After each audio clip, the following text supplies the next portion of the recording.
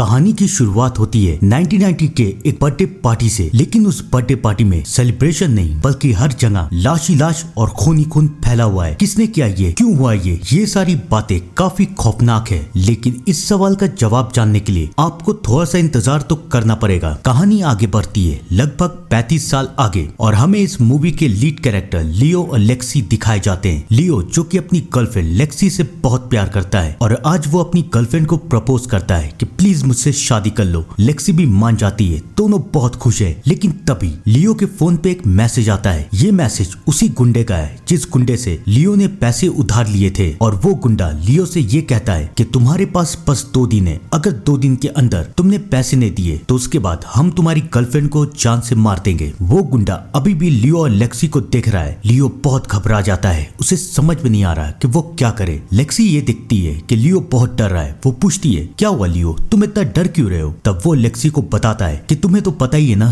कि बचपन से मेरा कोई भी नहीं है और जब मैं 12-15 साल का था तभी मेरे मॉम डैड मर गए और उसके बाद मेरी जिंदगी में सिर्फ मेरे एक अंकल बचे, अंकल एडन, जो कि बहुत अमीर थे। लेकिन उन्होंने कभी भी मेरे पापा की मदद नहीं की। उनके पास बहुत पैसे हैं लेकिन वो एक बहुत कंजूस इंसान है। मेरे मॉम डैड के जाने के बाद एडन ने मुझे फोस्टर होम में भेज दिया और फिर कभी पलट के मुझे पूछा तक नहीं। मुझे उनसे नफरत हो गई है। लेकिन अब कई साल बीत चुके हैं और अब मैं शादी कर रहा हूँ और ये भी सच है कि अंकल के अलावा मेरा कोई भी नहीं है। तो मुझे लगता है हमें उनसे जाके मिलना चाहिए और उन्हें ये खबर सुनानी चाहिए। लेक्सी तैयार हो जाती है। अब लियो और लेक्सी उसके अंकल एडन के घर जा रहे हैं। लेकिन बेचारी लेक्सी को पता नहीं है कि लियो के दिमाग में आखिरकार चल क्या रहा है। जैसा कि लियो ने बताया था कि एडन काफी अमीर था। एडन आर्मी के लिए रोबोट बनाने का काम करता था। वो लोग एडन से मिलते हैं। एडन एक बड़े से महल में रहता है लेकिन उसके आसपास कोई भी नहीं है। एडन लियो और लेक्सी को देख के बहुत खुश है। वो लेक्सी को देखता है और कहता है तुम लेक्सी हो ना, मैंने तुम्हारे बारे में सुना है, तुम बहुत खूबसूरत हो। लेकिन उसके बाद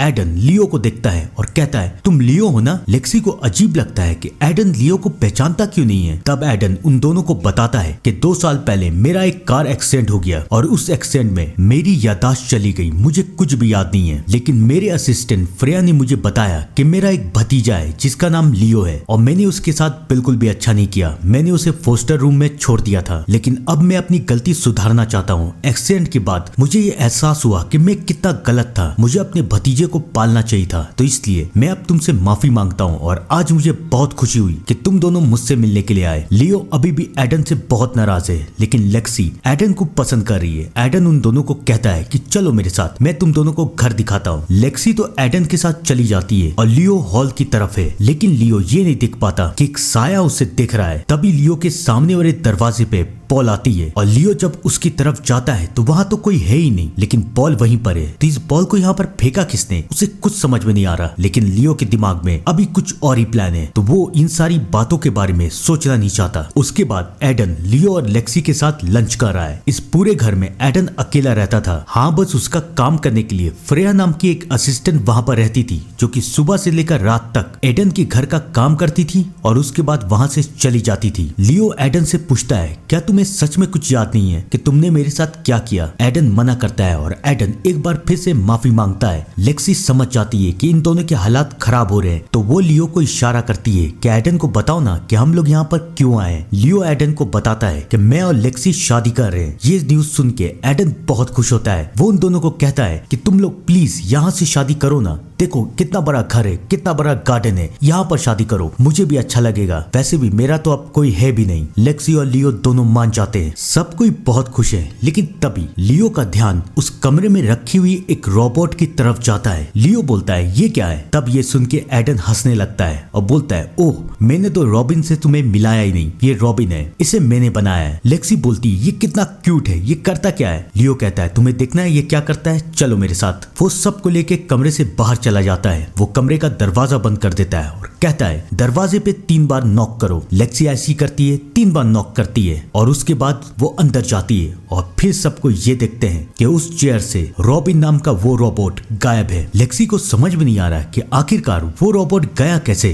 क्या यहाँ पर कोई है जो कि इस रोबोट को एक जगह से दूसरी जगह पे शिफ्ट कर रहा है। वो लोग एडन से पूछते हैं कि ये सब कैसे हुआ लेकिन एडन हंसता है और कहता है कि अब सोने का वक्त आ चुका है, चलो तुम लोग भी आराम कर लो। लेक्सी और एडन तो वहां से चले जाते हैं लेकिन फ्रेया फ्रेया बहुत डरी हुई है। लियो फ्रेया से पूछता है कि ये सब कैसे हुआ, एडन ने ये सब कैसे किया। फ्रेया लियो को कुछ बता नहीं सकती, लेकिन वो लियो को वार्न करती है और कहती है कि तुम जितना प्यारा इस रोबोट को समझ रहे हो वो इतना प्यारा है नहीं। तुम्हें आत्माओं के ऊपर यकीन है क्या? लियो कहता है नहीं, मुझे इन सारी बातों के ऊपर कोई यकीन नहीं। फ्रेया उसे समझाती है कि मुझे भी पहले यकीन नहीं था, लेकिन मुझे लगता है कि शायद इस रोबोट के अंदर कोई आत्मा है। लियो हंसता है और कहता है ये सारी बातें बकवास है, जाओ तुम भी, तुम्हारा भी घर जाने का टाइम हो चुका है, मैं भी जा रहा हूँ आराम करने। लियो भी आराम करने चला जाता है, लेकिन बेचारे को पता नहीं था कि फ्रेया की बातों में कुछ ना कुछ तो सच्चाई जरूर है। अपने घर जाने से पहले फ्रेया एडन से बात कर रही है और एडन से कह रही है कि अपना ख्याल रखिएगा, सब कुछ ठीक हो जाएगा, लियो आपको माफ कर देगा। एडन भी बहुत खुश है। वो फ्रेया से कहता है कि शुक्रिया मेरी मदद करने के लिए, मैं तुम्हें जब भी देखता हूँ मुझे ख्याल आता है कि शायद मेरी बेटी भी तुम जैसी ही होती। फ्रेया भी एडन की ये बात सुन के बहुत खुश है,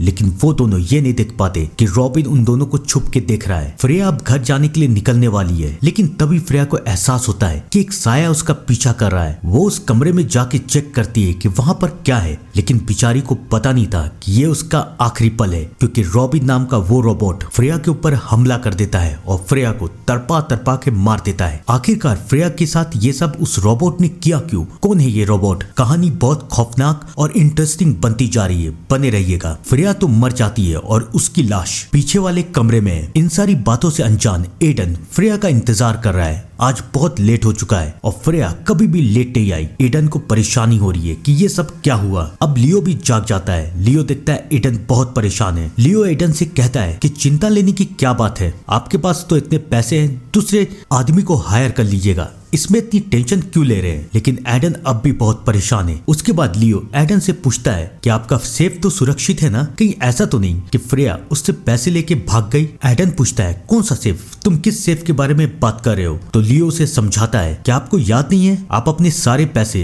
अपने एक लॉकर में रखते थे और वो लॉकर इसी घर में, क्योंकि आपको बैंक के ऊपर यकीन नहीं था। मेरे पापा ने मुझे ये बात बताई थी, लेकिन एडन को ये सारी बातें याद नहीं है। वो तो अभी बहुत परेशान है क्योंकि फ्रेया अभी तक घर में नहीं आई, लेकिन उस बेचारे को पता नहीं था कि फ्रेया के साथ क्या हुआ है। तभी एडन का ध्यान रॉबिन की तरफ जाता है और वो ये देखता है कि रॉबिन के चेहरे पे खून के दाग है। वो समझ जाता है कि जरूर रॉबिन ने ही कुछ किया है। वो रॉबिन को ऊपर कमरे की तरफ लेके जाता है। वो रॉबिन से पूछता है क्या तुमने फ्रेया को मार दिया, क्या तुमने फ्रेया को नुकसान पहुंचाया, बताओ मुझे क्या किया तुमने। लेकिन रॉबिन कुछ नहीं बोल रहा। एडन को बहुत गुस्सा आता है। वो उसकी बैटरी निकाल देता है और उसके बाद वो वहां से चला जाता है। लेकिन एडन ये नहीं देख पाता कि बैटरी निकालने के बाद भी रॉबिन अभी भी जिंदा है और रॉबिन को अब और भी गुस्सा आ रहा है। अब रात हो जाती है और हमें ये दिखाया जाता है कि लियो लेक्सी को छोड़ के पूरे घर की तलाशी ले रहा है। लियो को तलाश थी उस सेफ की और उसके अंदर के पैसे की। इसी पैसे के लिए लियो यहाँ तक आया था। लियो पूरे घर में उस लॉकर को ढूंढ रहा है, लेकिन वो ये नहीं देख पाता कि रॉबिन भी लियो को देख रहा है और अब रॉबिन को पता है कि लेक्सी ऊपर कमरे में अकेले है। वो लेक्सी के पास जाता है, लेकिन इससे पहले वो लेक्सी को मार पाता। लेक्सी चिल्ला देती है। लेक्सी की आवाज सुन के लियो भी वहां पर आ जाता है, लेकिन उसके बाद उन दोनों को ऐसा लगता है कि शायद लेक्सी ने कोई सपना देखा था। बेचारों को तो पता भी नहीं है कि ये कोई सपना नहीं बल्कि एक खौफनाक हकीकत है। अगली सुबह जब एडन की आंख खुलती है तो वो ये दिखता है कि रॉबिन ऊपर वाले कमरे से नीचे कैसे आया। वो रॉबिन के पास जाता है, दिखता है कि उसकी बैटरी तो अभी भी निकली हुई है, लेकिन रॉबिन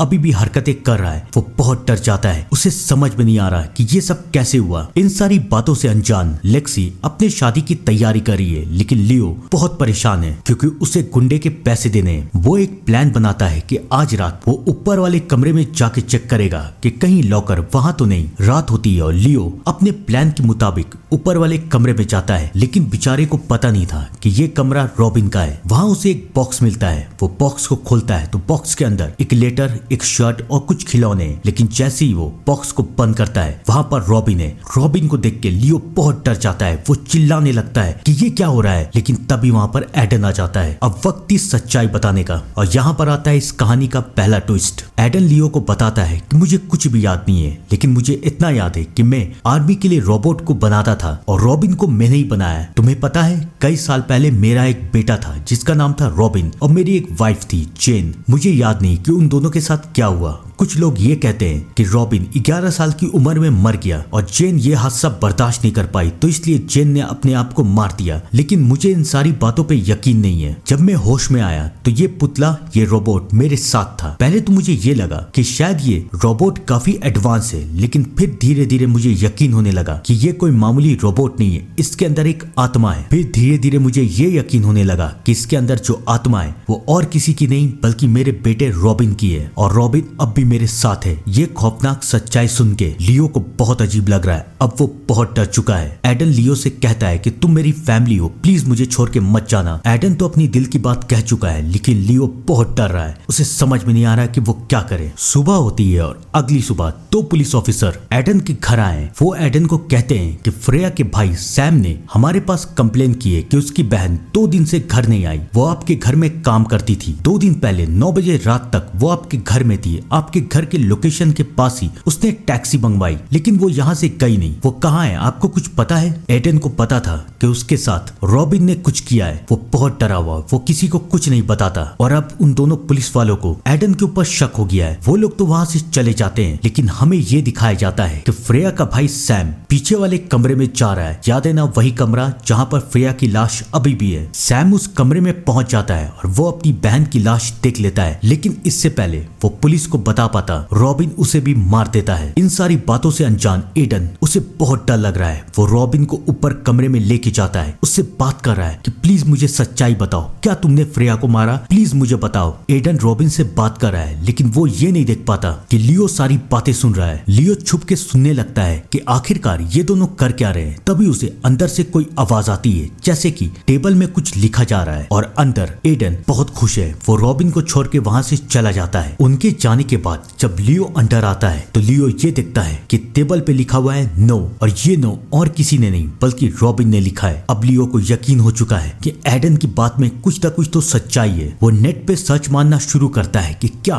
एडन की फैमिली के बारे में कुछ ऐसी बातें हैं कि उसे पता नहीं है। तब उसे एक आदमी पीटर का व्लॉग मिलता है, और उसके व्लॉग में ये लिखा हुआ है कि 1990 के बर्थडे पार्टी में जो कुछ भी हुआ उसी की वजह से एडन के घर में आज भूत है। लियो ये फैसला करता है कि वो इस आदमी से बात करेगा। वो इस आदमी को कॉल लगाता है, उससे पूछता है। पहले तो पीटर उसे कुछ भी बताने से मना कर देता है, लेकिन जब लियो कहता है कि मैं अभी एडन के घर ही में हूँ, मुझे तुम्हारी मदद चाहिए, प्लीज मेरी मदद करो, तब पीटर उसे सारी सच्चाई बताता है कि आज से 35 साल पहले यानी कि 1990 में एडन की एक बीवी थी जेन, और उसका बेटा था रॉबिन। जेन रॉबिन को पसंद नहीं करती थी, बात बात पे उसे बेसमेंट में बंद कर देती थी, उसे मारती थी, और उसके बर्थडे वाले दिन भी जेन ने ऐसा ही किया। लेकिन उस वक्त रॉबिन के सब्र का बांध टूट गया, और रॉबिन ने ये फैसला किया कि वो सबको मार देगा। वो बेसमेंट से बाहर निकलता है और उस पार्टी में आए हुए हर एक लोगों को मार देता है। मैं किसी तरह वहाँ से बच के निकल जाता हूँ। ये सुन के लियो बहुत डर जाता है कि रॉबिन ने ऐसा किया था। लियो पूछता है रॉबिन का क्या हुआ? तब पीटर उसे बताता है कि तुम्हें पता है एडन ने ही अपने बेटे को मार दिया था, क्योंकि एडन ये समझ चुका था कि रॉबिन अब एक शैतान बन चुका है, और इसलिए उसके मरने के बाद रॉबिन की आत्मा एडन के एक रोबोट में चली गई, और आज भी वो एडन के घर में। ये सारी सच्चाई सुन के लियो बहुत डर जाता है, लेकिन इससे पहले लियो कुछ सोच पाता वहां पर लेक्सी आ जाती है। लेक्सी बहुत नाराज है। वो लियो से कहती है मुझे सब कुछ पता चल चुका है, तुमने गुंडे से पैसे लिए और वो गुंडा अब हमारे पीछे हमें मारना चाहता है। मुझे समझ में नहीं आ रहा है तुमने ये बात क्यों छुपाई। लियो लेक्सी को समझाने की कोशिश करता है कि मैंने जो कुछ भी किया हमारे लिए किया। लेक्सी बहुत परेशान है कि लियो अब पैसे कैसे चुकाएगा। लियो उसे समझाता है कि मेरे पास एक आइडिया है, तुम्हें क्या लगा मैं यहाँ पर क्यों आया हूँ? मैं अपने अंकल के घर में चोरी करने आया हूँ। वैसे भी अंकल को उनके लॉकर के बारे में कुछ याद नहीं है, और वो पैसे वहाँ रखे रख के बर्बाद हो जाएंगे। हम लोग ऐसा करते हैं, वो पैसे चुरा लेते हैं, और फिर सोचो हमारा फ्यूचर कितना अच्छा होगा। लेक्सी को चोरी पसंद नहीं थी, लेकिन मजबूरी में वो भी मान जाती है। वो दोनों एक प्लान बनाते हैं कि रात में वो एडन की कॉफी में नींद की दवाई मिला के एडन को कुछ देर के लिए बेहोश कर देंगे, ताकि उन्हें मौका मिले उस लॉकर को ढूंढने का। लेक्सी ऐसी ही करती है, एडन बेहोश हो जाता है, लेकिन बेचारों को पता नहीं है कि आज की रात कितनी खौफनाक और दर्दनाक बनेगी। इससे पहले वो दोनों लॉकर को ढूंढ पाते, उन दोनों को ये पता चलता है कि घर में एक बार फिर से पुलिस आई है, क्योंकि अब फ्रेया का भाई सैम भी गायब है, और सैम का मोबाइल लोकेशन इसी घर से आ रहा है। पुलिस दरवाजे के बाहर है, लेकिन वो दोनों दरवाजा खोल ही नहीं रहे, और एडन तो बेहोश है। अब पुलिस के पास कोई रास्ता नहीं बचता। वो दोनों फैसला करते हैं कि वो दोनों पीछे के रास्ते से घर के अंदर घुसेंगे, और यहाँ पर उनकी बहुत बड़ी गलती है, क्योंकि अब रॉबिन किसी को भी जिंदा नहीं छोड़ेगा। एक पुलिस वाली पीछे के रास्ते का इस्तेमाल करती है, लेकिन रॉबिन वहां आ जाता है और सबसे पहले वो उसे मारता है। उस पुलिस वाली को ढूंढते हुए उसका पार्टनर उस कमरे में आता है और उसके बाद अब उसकी बारी है। रॉबिन उसे भी मार देता है। पुलिस वाले तो मर चुके हैं, लेकिन अब बारी लियो और लेक्सी की है। इन सारी बातों से अनजान लियो और लेक्सी लॉकर को ढूंढने की कोशिश कर रहे हैं, लेकिन काफी कोशिशों के बाद भी उन्हें लॉकर मिल ही नहीं रहा। तभी लियो के दिमाग में एक ख्याल आता है कि रॉबिन की माँ उसे बेसमेंट में बंद करती थी, तो कहीं ऐसा तो नहीं कि बेसमेंट में ही लॉकर है। वो दोनों बेसमेंट तक पहुंच जाते हैं। अब उन्हें सिर्फ लॉकर ढूंढना है, लेकिन अब यहाँ से इस कहानी का तीसरा ट्विस्ट आएगा, क्योंकि जो रोबोट उनसे छुप के था वो अब उनके सामने आ जाता है। वो लेक्सी के ऊपर हमला कर देता है। लियो, जो कि ये सच्चाई बहुत पहले से जानता था कि इस रोबोट के अंदर एक आत्मा है, वो अपनी गर्लफ्रेंड को बचाते हुए एक कमरे की तरफ भागता है और फाइनली उसी कमरे में उन्हें लॉकर मिल जाता है। वो लोग बहुत डरे हुए हैं, लेकिन अब उन्हें पैसे लेके यहाँ से बाहर निकलना है। वो लोग लॉकर खोलते हैं और देखते हैं लॉकर के अंदर कुछ भी नहीं है। अब दोनों के दोनों रोने लगते हैं। उन्हें समझ में नहीं आ रहा है वो दोनों क्या करे। लियो लेक्सी को समझाता है कि तुम फिक्र मत करो, मैं तुम्हें यहाँ से बचा के ले जाऊंगा, लेकिन लियो का वादा झूठा साबित हो जाता है, क्योंकि रॉबिन लेक्सी को मार देता है। रॉबिन लेक्सी को मार देता है और लियो को बेहोश कर देता है। जब लियो की आंखें खुलती है तो उसके हाथ पैर बंधे हुए हैं और अब फाइनली रॉबिन की आवाज निकलती है। रॉबिन कहता है कि बचपन में मैं जब भी झूठ कहता था तो मेरी माँ मुझे यहाँ पर लाके बांध देती थी और मुझे मारती थी। अब मैं भी तुम्हारे साथ वही करूंगा। अगर तुम मुझे सच कहोगे तो मैं तुम्हें छोड़ दूंगा, लेकिन अगर तुमने मुझसे झूठ कहा तो मैं तुम्हें तड़पा तड़पा के मारूंगा। मुझे ये बताओ कि तुम यहाँ पर आए क्यों हो? लियो कहता है कि मैं यहाँ पर अपने अंकल से सुलह करने के लिए आया हूँ। रॉबिन को पता था कि लियो झूठ कह रहा है। वो लियो को तड़पाना शुरू करता है और मजबूरी में आके लियो सारी सच्चाई कह देता है कि मैं यहाँ पर अंकल के पैसे चुराने के लिए आया था। उसके बाद रॉबिन कहता है कि तुम कौन हो? तुम एडन के भतीजे तो नहीं हो, तुम एक बहरूपी हो। सच बताओ कि तुम कौन हो? और यहाँ पर आएगा इस कहानी का चौथा ट्विस्ट। लियो सारी सच्चाई बताता है कि उसका और एडन का कोई रिश्ता नहीं है। वो कई साल पहले, यानी कि एडन के एक्सीडेंट से पहले यहाँ पर नौकर का काम करता था और उसने एडन के मुंह से उसके भतीजे के बारे में सुना था। उसका भतीजा जिसका नाम था मैक्स। इस घर में काम करने की वजह से लियो को सब कुछ पता था, उस लॉकर के बारे में भी, मैक्स के भी बारे में और सब कुछ के बारे में। लेकिन कई साल के बाद लियो यहाँ से निकल गया एडन के एक्सीडेंट के पहले। उसके बाद लियो अपनी जिंदगी में खुश था, लेकिन उसके बाद लियो की जिंदगी में गुंडे आए, पैसे आए, उधारी आई। लियो को समझ में नहीं आ रहा था कि वो क्या करे। तभी उसकी नजर एक न्यूज की तरफ पड़ती है जिसमें यह दिखाया जाता है कि एडन का एक्सीडेंट हो चुका है। एडन तो बच गया, लेकिन उसकी याददाश्त चली गई और तब लियो ने एक फैसला किया कि वो एडन का भतीजा बन के इस घर में आएगा और इस घर में आके चोरी करेगा। यही थी लियो की सच्चाई।